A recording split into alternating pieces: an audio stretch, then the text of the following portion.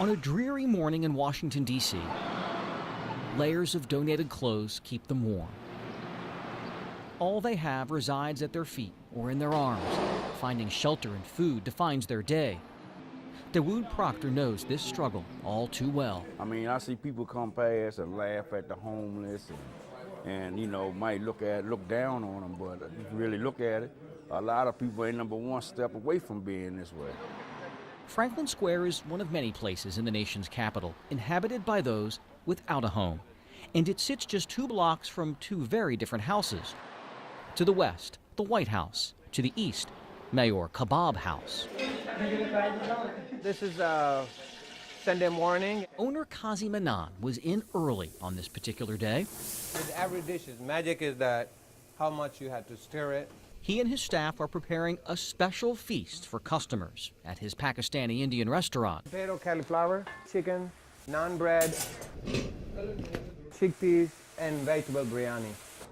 But these dishes are destined for an audience that's rarely welcome in elegant eateries. I knew about this place being here and passed it through my everyday travels.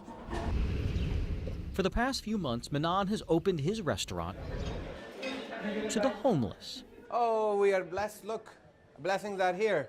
They're waiting for us to serve them. Isn't it amazing? Sometimes it comes in 15, 20. Sometimes they come like nobody. We are waiting. God, please send somebody, right? Nearly 20 people on this day, rainy, cold, and wet.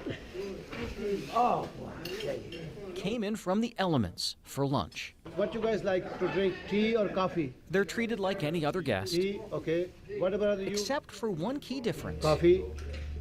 You, brother? They eat for free. Anytime, any day. Restaurant is open. You are most welcome. You are most welcome. You are our guest, just like other people. Anything you like with the menu or with the buffet, you're most welcome. Eat free.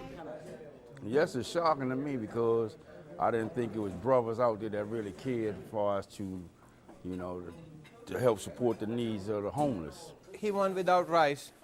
Give him a tandoori chicken. Give him a potato cauliflower, and give him, you want bread? So we appreciate this guy right here bringing us down to eat, because sometimes on Sundays it's slow. Well, sometimes we got to go around and beg, or sometimes, you know, we get a cup and try to make money. They try to find ourselves way out to eat, trying to survive out here. You guys are the most important guests for me. Manan's boundless optimism and love of food was not cultivated at a high-profile culinary institute. A lot of ginger and garlic paste. His desire to provide stems from a painful uncertainty that defined his childhood. Kazi Manan grew up on a farm in a small village in Pakistan. He had 9 siblings. We didn't have any electricity. We didn't have any running water.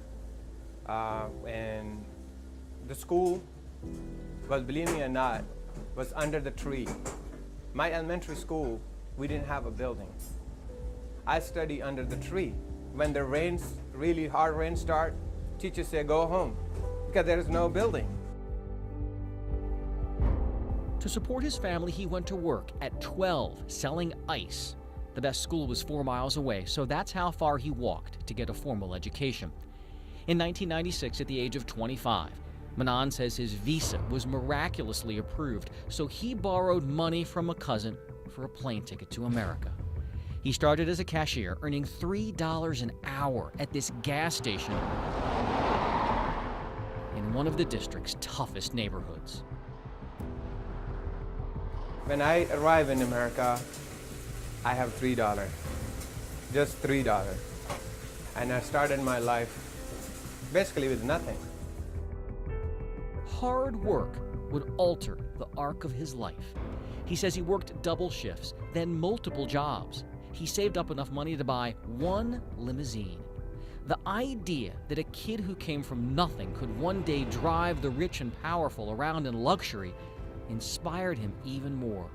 1 limo turned into a fleet of vehicles. His business flourished enough that some 20 years later, he opened his own restaurant. That's called American dream. You know this, like this is the only country where you say American dream, not in any other country. Wow. So yeah, he kind of understands. That's a good thing. Now that makes sense now? Yeah, it makes sense now. That make a lot of sense. He was blessed to obtain things through his struggle, and it's like he didn't ever give up. But to fully understand this man, you should know one more thing. I love to prepare this food for a homeless shelter. Every Sunday, he makes extra food and delivers it himself to those in need in another part of the city. Come and try. Manan connected a few months ago on social media with volunteers who now spend their Sundays dishing out hot meals to the homeless. And they make you feel that you are valued. For shelter regular Ron Verker, having hope on the Lord's Day means everything to him. It's huge. It's huge to know that I'm just this nothing, I'm nobody, but God thinks I'm somebody. Yes, thank you, yes.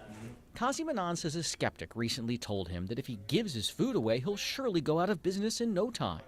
Manan believes the more he gives away, the more God will bless him. I think this is all from God, and because of my mission is from God.